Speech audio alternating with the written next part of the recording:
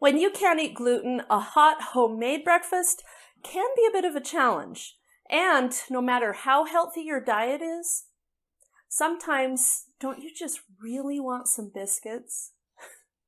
I'm Christy from Beneficial Bento, where I show you how to make healthy food more fun and help you manage your food allergies. And this time the focus is on food allergies because today we are making homemade gluten-free biscuits.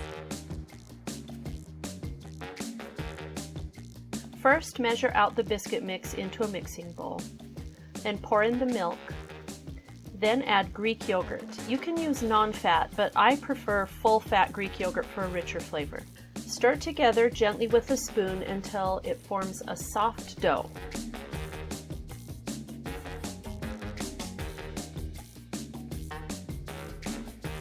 Cover it with a towel and let it rest for 30 minutes. Don't skip this important step.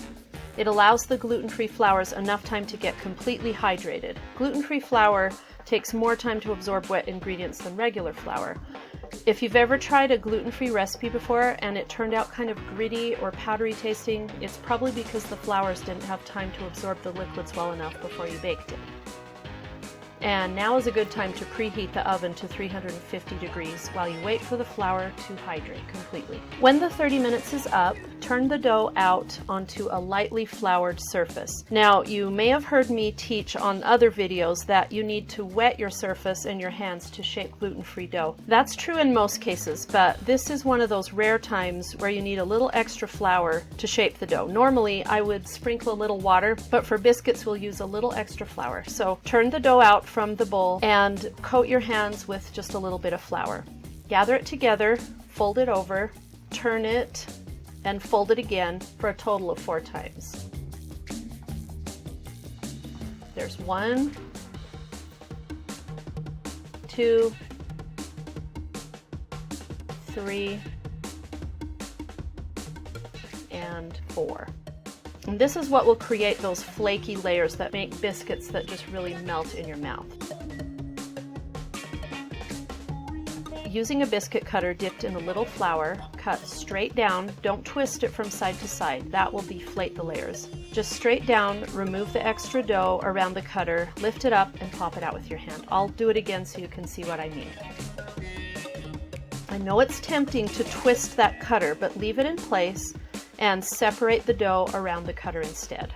When you gather the scraps to cut more biscuits, it's okay if you fold the dough over one more time so you have a smooth surface to cut a new biscuit. And notice I'm not using a rolling pin. That would deflate those layers we're trying to create and make little hockey pucks. We don't want that. So cut straight down, remove the excess dough, and then pop it out with your fingers and put it in the pan. You don't need to grease the pan. There's plenty of fat in the biscuits as they are.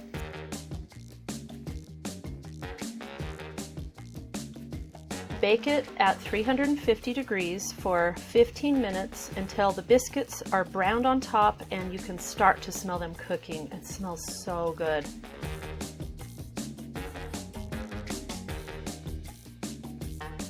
Remove from the oven and let them rest for about 5 minutes so the starches can settle back down and solidify. Don't pick them up yet, but when the time's up, you can pick one up, spread on some butter and jam, and eat one.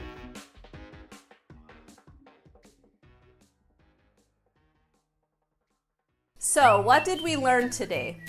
Number 1, folding the dough over onto itself no more than 4 times is really the key to fluffy, flaky, gluten-free biscuits. Try it.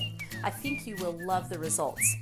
Number 2, remember to cut straight down with the biscuit cutter, no twisting from side to side. We don't want any hockey pucks.